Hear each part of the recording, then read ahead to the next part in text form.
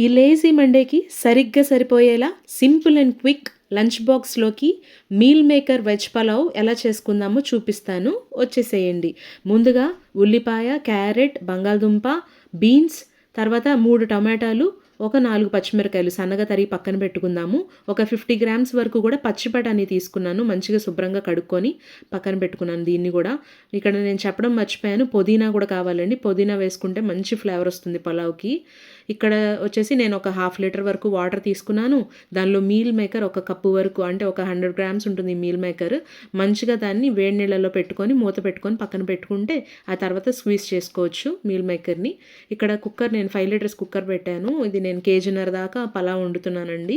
ఇక్కడ చూడండి, నూనె వేశాను. నూనెలోకి ఒక 3 స్పూన్స్ వరకు నెయ్యి యాడ్ చేశాను.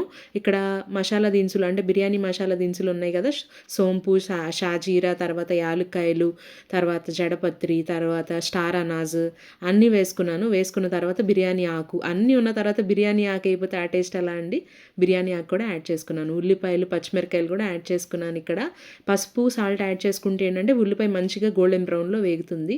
ఇక్కడ నేను పుదీనా వేసుకున్నాను, ఒక గుప్పెడు వరకు కూడా పుదీనా. ఇంట్లోనే మంచిగా మాకు పుదీనా హోమ్ గార్డెన్లో పెరుగుతుంది, అందుకని ఇక్కడ ఫ్రెష్గా కోసుకొచ్చాను నేను. ఆ పుదీనా వచ్చేసి యాడ్ చేసుకున్నాను. అల్లం వెల్లుల్లి పేస్ట్ యాడ్ చేశాను. తర్వాత ఒక కప్పు వరకు బంగాళదుంపలు, అంటే ఒక పెద్ద సైజు 2 బంగాళదుంపలు కట్ చేసుకున్నాను. ఒక 2 చిన్న సైజు క్యారెట్లు కూడా కట్ చేసుకున్నాను. బీన్స్ యాడ్ చేసుకున్నాను.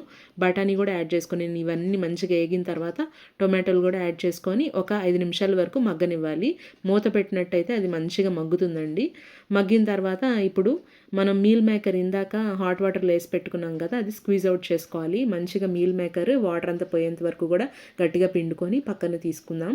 దానిలోనే ఒక కప్పు వరకు పెరుగు, ఉప్పు మరియు కారం వేసుకొని మంచిగా కలుపుకొని మ్యారినేట్ చేసుకుందాం. మీల్ మేకర్కి చప్పదనం ఎక్కువ ఉంటుంది కదా, దానికి ఏం టేస్ట్ ఉండదు కాబట్టి ఇక్కడ మనం పెరుగు, ఉప్పు, కారం వేసుకొని మ్యారినేట్ చేసుకుంటే మీల్ మేకర్ కూడా తింటున్నప్పుడు మంచి రుచిగా ఉంటుందండి. ఇక్కడ మంచిగా ఈ కూరగాయలన్నీ మగ్గినాయి. ఇక్కడ ఓపెన్ చేసి చూస్తే చూసారా ఎంత మంచి గుమగుమగా కలర్గా ఎంత ఎమ్మీగా కనిపిస్తుందో, ఎమ్మీగా ఉంది.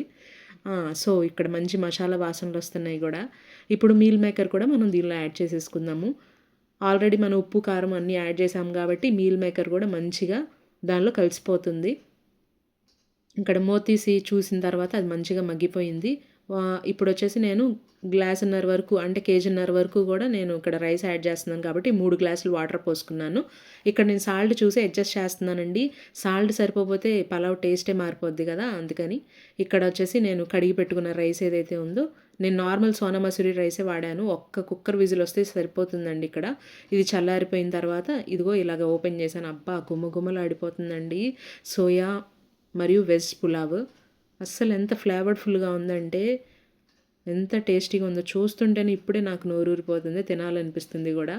అంత టేస్టీ ఎమ్మీగా ఉంటుందండి. సింపుల్ అండ్ క్విక్ రెసిపీ ఇది. మీరు ఈరోజు మండే కదా, చాలా బిజీ షెడ్యూల్, నిన్నంతా రెస్ట్ మోడ్లో ఉన్నారు. ఈరోజు మళ్ళీ అగైన్ బ్యాక్ టు వర్క్ కదా.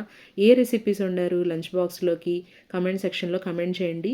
నా ఛానల్ మీకు నచ్చినట్లయితే ప్లీజ్ లైక్ అండ్ సబ్స్క్రైబ్ అండి.